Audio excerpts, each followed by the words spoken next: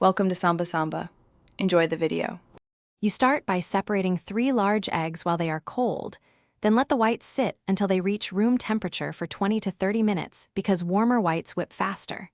Use a clean, dry metal or glass bowl, no plastic and absolutely no grease, because fat prevents peaks.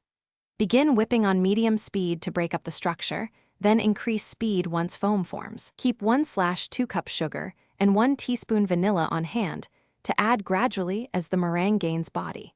Once you have soft foam, make sure to increase to high speed so air incorporates and structure strengthens. This is where volume develops.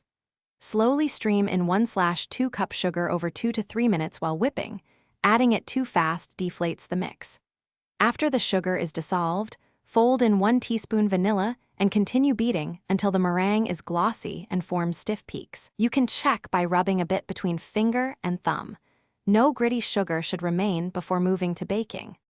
You'll shape or pipe the meringue and bake low and slow, typically 225 degrees for 1 to 1.5 hours until the exterior is dry, then turn the oven off and cool inside with the door ajar to prevent cracks from thermal shock. For a pavlova-style center, reduce temperature and aim for a slightly marshmallow interior while crisping edges.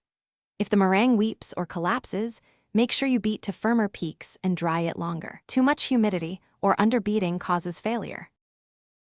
Thanks for watching. Consider subscribing if we helped you.